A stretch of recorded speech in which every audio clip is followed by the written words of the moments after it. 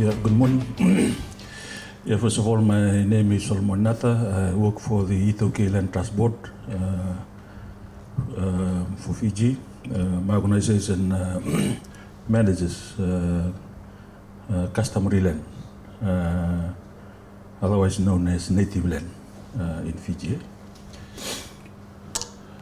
First of all, my apology. My general manager could not attend today for other commitments for the Fiji Scout Jamboree on the other part of the island. So I'll stand in for him today, and I hope that I'll be making some impression to you. Yeah, my presentation will be, those are the contents, very brief, objectives, very brief introduction of my organization, laws affecting iTaukei land management. This is very important because the way our system of tenure in Fiji is a little bit different, probably completely different from your countries. Most of the land in Fiji are customary land, owned mostly by iTaukei, who are the indigenous people of this country. Core business, mission, values, establishment, information system, our lease portfolio. One of the main components of my presentation is understanding the lease processing requirements for my organization, and I have lots of sites available for leasing, which I will present today, and also there is some time for question and discussions. Yes, my objective this morning is to showcase my organization as a relevant, dynamic organization that facilitates and supports socio-economic growth of this country. And we have been doing that for 70 years now. So we have stood the test of time. Whilst we say socio-economic growth, we must also assert sustainable management of our land in view of the vulnerability of our ecosystem, habitats, and other global issues arising from climate change, etc. And perhaps the group to better understand some of the main processing requirements of iTaukei land, and to promote some of our lands for leasing available now, and hopefully to secure some of you today or tomorrow, or maybe some other time, to lease some of our land. The legal framework, we were set up in 1940 under statute, which is the iTaukei Land Trust Act. We are legally the landlord of customary land in Fiji. While saying that, we deal on behalf of the landowners. As investors or those who are interested to lease iTaukei land, they come to us. There's no direct dealing with the landowners. Any such direct dealings we regard it as unlawful. And whatever we do, our fiduciary role is to act in the best interest of the iTaukei landowners. Very briefly, our Board of Trustees, Minister of iTaukei, which is the chairman. Right now, the Prime Minister is Minister of iTaukei, who is also the chairman of my organization. And of course, there's representatives from all sectors of the groups in Fiji. Just recently, we have nominated, we have included a non-iTaukei. Mostly the board is probably dominantly iTaukei people. Recently, we have included non-iTaukei as a board member. So there are signs of change. Also, in employment, we have also recruited some non-iTaukei people in the organization.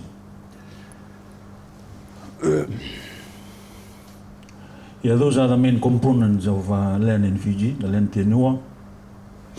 On top, yeah, look at you,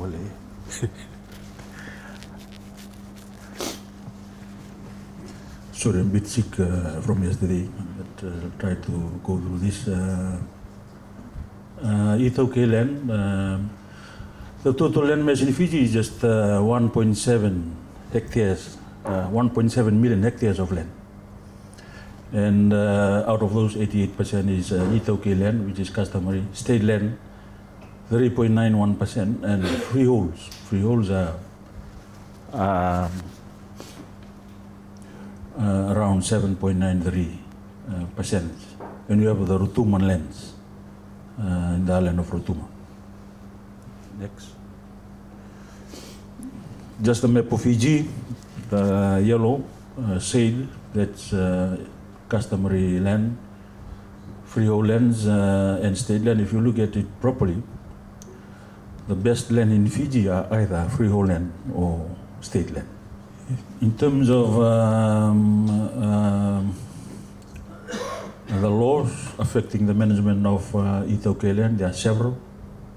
There are requirements. We lease out lands, but enforcing part and the requirements are set by other authorities like Town Planning Act. If you want to build a hotel,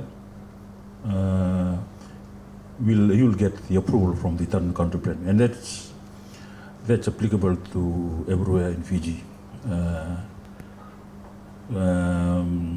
Registration in line with the Land Transfer Act on registered titles, and that goes through the Titles Office, which is a separate government department. Subdivision Act, which is also within the Town and Country Plan. Environment Management Act, this is probably a big requirement in terms of EIA for major development in Fiji, and it's mandatory. Our establishment, we have 190 staff from last month, and we have regional offices around Fiji. The main one is in Suva, which is the head office, and also the central and eastern region, and the other in Lautoka, southwest in Nandi, northwest in Lautoka, and northern in Abunuleu. Just check our website, a lot of information is there, which also can assist your understanding. Our core business, we'd like to, why we have included management of funds, because we are distributing quite a lot of money. Since the last 5 years, we have increased the sum that we have distributed to the landowners from 30,000 to 60, from 30 million to 60 million in the last 5 years or so, right? So that's quite a lot of task and responsibility in terms of prudential management of funds to are distributed accurately in a timely manner to the owners.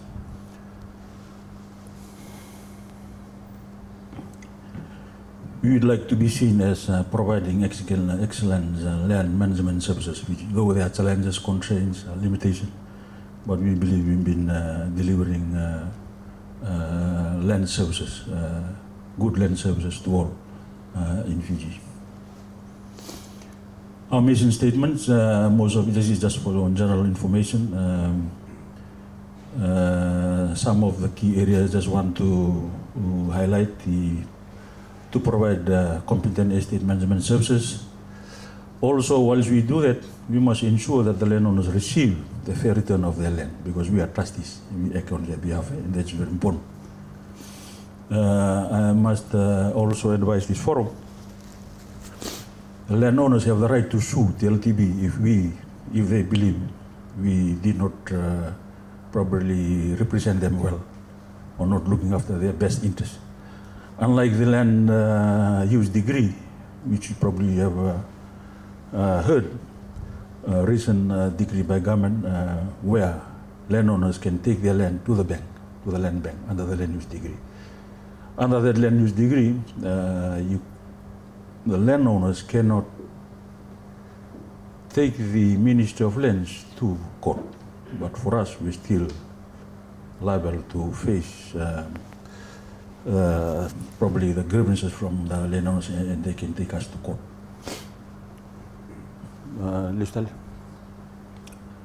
Like I said before, whilst we promote socio-economic growth, we must also promote economical, environmental, socially, culturally sustainable land management practices in Fiji, and also engage with international, regional governments, programs. And this is very important. Some of these, especially the NGO, European Union, South Pacific Community, WWF, they assist the landowners in terms of capacity building, identification of pilot sites for community work.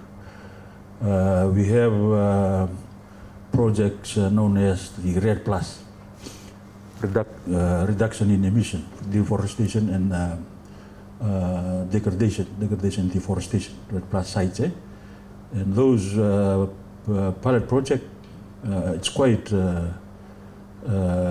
progressing very well in Fiji. Just recently we received delegation from the World Bank in terms of verifying the financial aspect of granting Fiji 3.8 million US dollars to establish pilot RED Plus sites in Fiji. So those are the kind of thing, and you look at those kind of program, it affects the landowners in terms of their capacity building, awareness, understanding of the environment and the importance of the environment to their welfare and livelihood. And this is widely practiced in the Asian, South American, and African countries. And of course, governance in terms of good practices, free from corruption, and and compliance with the laws that affect management of iTaukei land. Yeah, we have quite a lot of values. Next one. Our strategic priority areas, I'll just mention 3, which is facilitating government programs of infrastructure development. This is an important one because we as an organization don't have a budget to do development, to build roads, build bridges, etc. So we rely on government to do those kind of work for us. And that's why it's important that we facilitate government infrastructure and services development programs in this country, because it benefits accessibility of our land to investments. In access to land, I want to emphasize that at the end of my presentation this morning, I will be showing you lots of land to lease in Fiji, lots of land, but there are requirements. And of course, compliance. This is very important for your understanding. Applying for native land in Fiji is just not filling a form and come direct to us. You have to understand the requirements, which I'll try to explain this morning. Yeah, I mean, this is important, our information system. We can generate whatever reports anyone requires. It is a huge development from the last 5 years or so. We have got rid of that old system, which is quite famous in Fiji, and also was part of, mentioned by the Bainimarama government in eradicating corruption in TLTB. And we came up with a much cheaper one and also efficient and sustainable. It suits us as a small organization.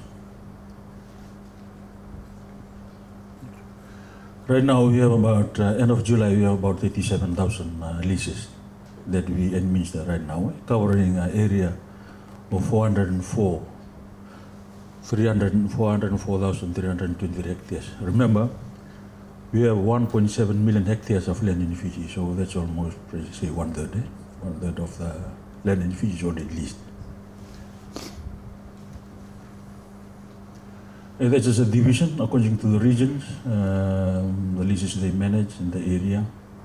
If you look at our tourism sites, we have about 231 tourism leases on iTaukei land, and a covering area of 2. But in terms of revenue, we're probably generating more revenue than any of the regions because of the high value and high return generated from our tourism leases.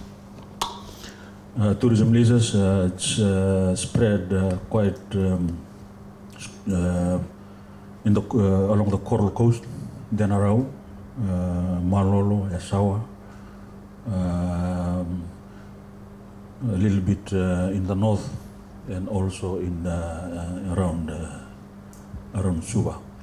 And I will be showing you a lot of potential tourism sites this morning. And we'd like to see some of you coming in to lease some of our sites. Okay, we'll go on to the lease processing requirements. For agricultural lease, we normally categorize into two classes. One is agricultural lease, if you want to lease for agricultural purpose, or non-agriculture, which is tourism, commercial, residential, etc.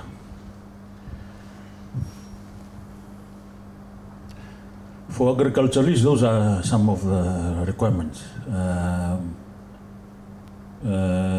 It is important that you provide this kind of all these requirements, because it expedites the processing of your lease within 2 months or 4 months.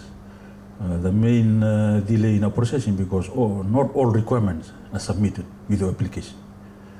So I mean, it's quite a list there, but it's important that you look at it and also try to comply as much as possible. For overseas investments, you have to go through the investment of Fiji approvals, the Department of Immigration, and the Reserve Bank of Fiji clearance. The requirements for similar requirements for non-agricultural land.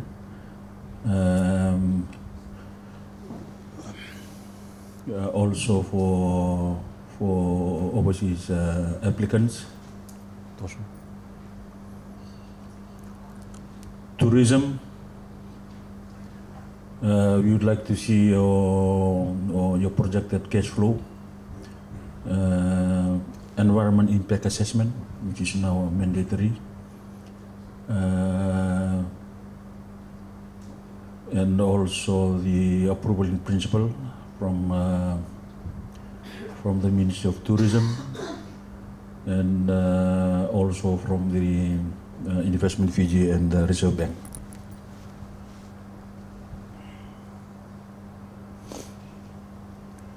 Okay, we'll go to the term of the leases we issue for agriculture. It's 30 to 50 years. We charge you a new lease consideration. There's a formula for that. But you have the right to contest the values, and we can go to arbitration if you want, or negotiate the new lease consideration. Our rent is still 6% for agricultural lease, which is regulated at 6% of the unimproved capital value, and it is reassessable every 5 years. So 30 to 50 years. 30 has probably a lesser sum that we charge, so you have a choice. Depends on your interest.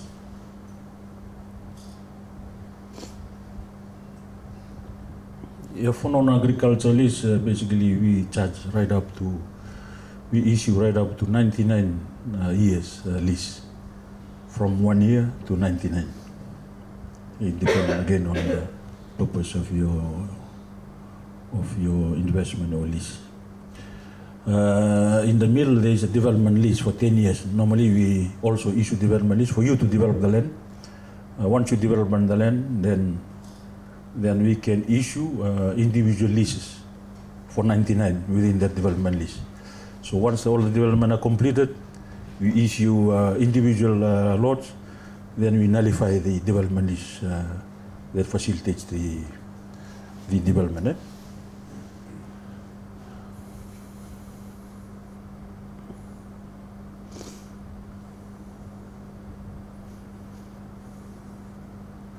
We charge amount premium. This is for all our non-agriculture, which is commercial, residential, tourism. We have premium. We charge upfront and also rent and reassessments every 5 years. Tourism similar, but there's some distinction with the way we charge rent for tourism leases. Eh? If you look at the other non-agriculturalists, we just charge you a rent. For tourism, we charge, there are two options. One, it's based from the gross of your investment, say 3% or 3.5 or 2%. Whichever is higher, that is payable. So we set a minimum rent. Say our minimum rent is 20,000. But when you look at the gross, when you submit your certified statement, financial statement, then we charge, say, 3.5% of your gross receipts. It comes to 25,000, then that's your rent. Sometimes the gross receipts is lower than the minimum rent, but you pay whichever is higher. That is only for tourism leases.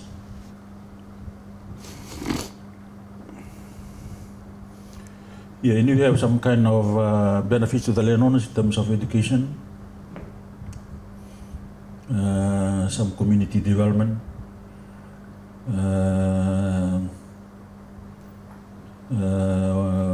well, that's the, and some are for tourism because of the recognition of climate change. They are also incorporating some, what do you call this, afforestation programs within their list, because some of these tourism sites is around 100 acres, 200 acres, and they are doing that. They're practicing replanting trees, and hopefully what we are told that there is a market, carbon credit market out there, which is quite big at this point in time in Fiji. But there are discussion, and Fiji is developing its framework how to access to that carbon credit markets. Usually, it's either voluntary or regulated. The regulated one comes from the UNFCCC, which is the United Nations Framework Convention for Climate Change. Climate change is a very important part of our management, land management, especially along the coast of Fiji, and also the preservation of conservation of our forest. Most of the forests in Fiji are within customary land.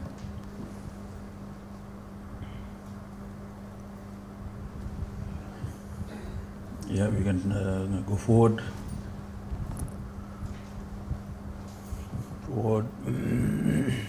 Okay, we'll start with some of our sites. There's a gentleman out there, Ishoa, also have the details of these sites. If you are interested, remember there's another meeting tomorrow with us at 11 o'clock. We can provide more details on the land that's available right now for leasing. Eh? So those are a mixture of agriculture,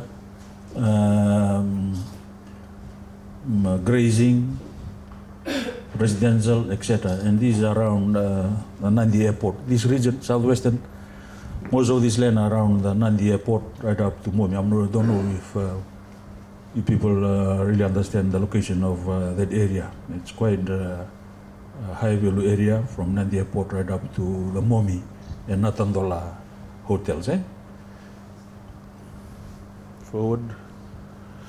This is in the Central Eastern, mostly agricultural. This is also captured in our website, www.com.org. And if you look at the classification of land, you have some idea of the class of the land. Third class or second class. Or in Fiji, we have 4 classes of land. One is first class, one is second class, one is third class, and the fourth one is marginal land. Marginal land, and most marginal land have very restricted use in terms of slopes and the type of soil. Yeah, that's in the northern. If some of you interested in the northern, most welcome to look at some of those sites. Yeah, still northern sites. That's all. Okay, this is from the northwestern region in iTaukei. This is from Wunda. I mean, both in the west, southwest and northwest. From the airport towards around Vitilevu, right up to Rakiraki town. Yeah, somewhere there, north there. Then separate from the central division. Okay, forward. It is one of the sites you have just attended, popular site. This is Fiji water. It was known formerly as the Studio City, with some investors from US, but the project failed. Now we have managed to untangle us from that arrangement, and now it's available for leasing, and we have received quite a lot of interest in this. It's an integrated development. It can be tourism, studio, high-class residential, and the weather too there is quite nice. And of course, we have there's no problem with water. Fiji water is your neighbor.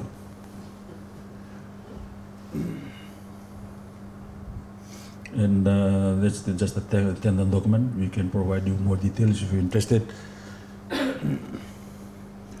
We have some grazing land ready for leasing. We have 3 there. There are some others still we need to verify. One is Urisevo, it's 500 acres, can be more. Just down the road here, we have 2 sites. And those are some of our tourism sites. There's a lot of tourism sites available for leasing. From the last 5 years, very difficult to secure a major investor for tourism sites in Fiji. Right now, they are just reinvesting within their current leases, reinvesting, major reinvestment. But for new one, what we are looking and what we're trying to engage with, a major one. For this year, we want to secure at least 5 major investors. When we say major investors, it should be around 20 million above in terms of the capital investment. So there you are, you have a lot of sites, you can go to that one, those, and also check our website. And you can also see some pictures that go to showcase some of these tourism sites.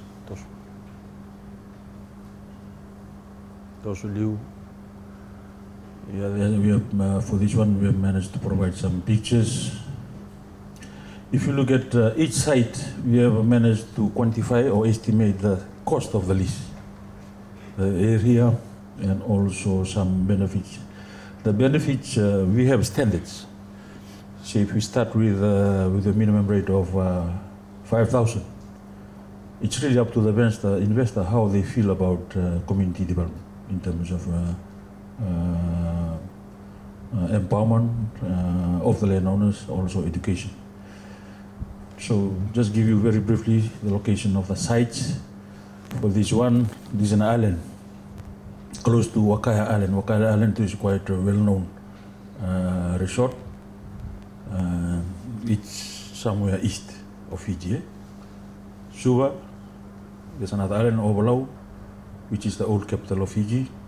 Then this island. So this is Vitileu, and that's Overlow, and the island is somewhere here.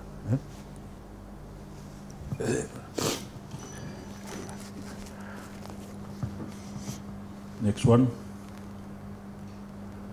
Here just Yanuda. This one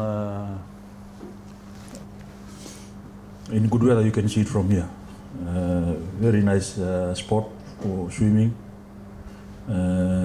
Also close to Pacific Harbour. 20 minutes, 30 minutes boat ride. It's quite attractive. So you have some estimates on the area, the term, it's 99, also some estimated premium, annual rent, etc.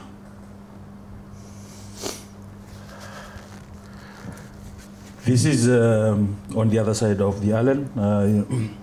Malolo and Asawa are quite well known. This is Denarau. Then those islands from Malolo, Waya, and Asawa. So this is the site right at the edge of beach, and you have one small island out there. Next one. There's another one. There's a lot of islands coming now. Forward. It's quite a big one, 55 acres. This is in close to in the Asawa group, west of Vitilevu.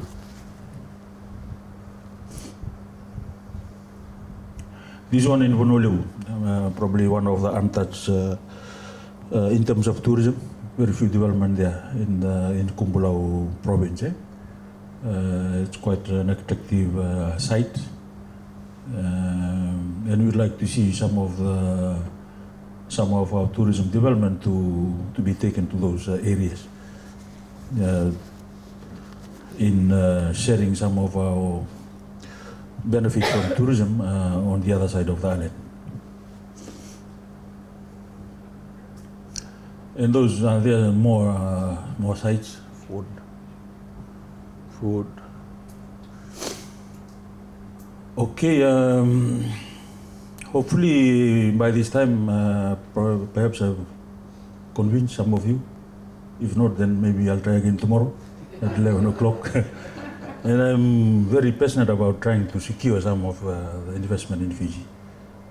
We have good sites, it's affordable, and we have this kind of positiveness in the atmosphere with the coming election, and probably regain some of the lost confidence in investment.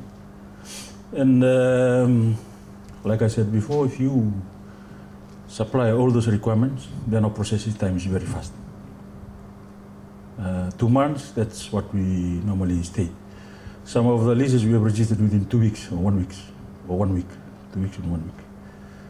1 day is too fast again. So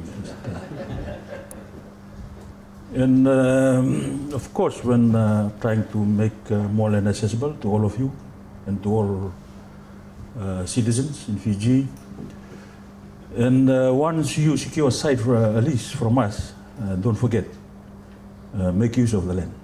Otherwise, we'll come back and take it back. We do not want speculators. This is very important because once you lease land and you have this kind of stats in terms of agriculture, commercial, but if you don't develop the sites, then the statistics, even though we said we have about 1,000 agriculturalists, and 50% of those are not productive. So it really affects the economic growth and probably the GDP of this country if those land are not productively utilized. So we just caution, once you lease, you make use of the lease. And also practices, best practices. It's very important.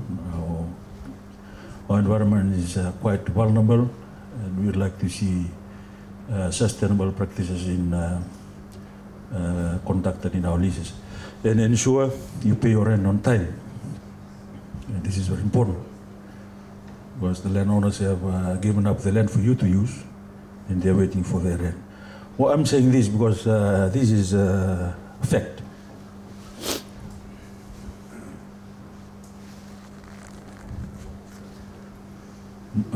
In terms of rent arrears, right now we have about 17 million out of our 29 million of rent.